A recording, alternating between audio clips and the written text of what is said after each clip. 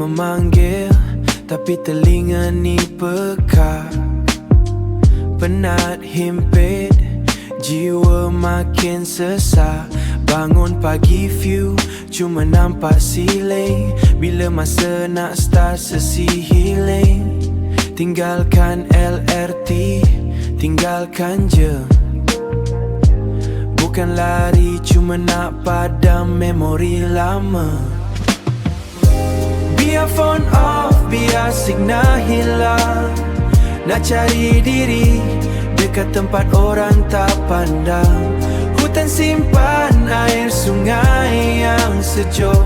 Biar tenang, tak lagi rasa nak mengamuk.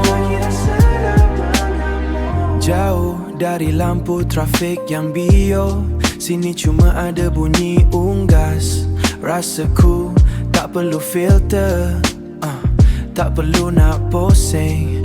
Real life, real soul, tak ada lagi pening. Kuala Lumpur tu indah, tapi penat. Sini baru aku rasa hidup ni berkat. No. Biar phone off, biar signal hilang. Nak cari diri dekat tempat orang tak pandang. Hutan simpan air sungai yang sejuk. Biar tenang, tak lagi rasa nak mengamuk.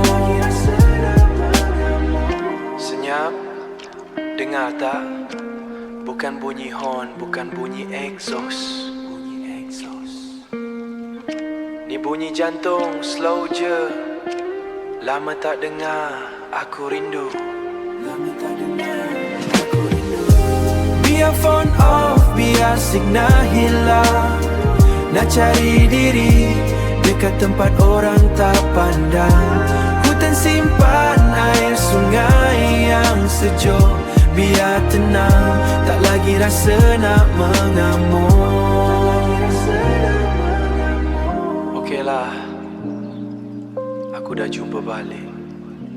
KL tunggu aku balik, tapi bukan sekarang. Healing mode on.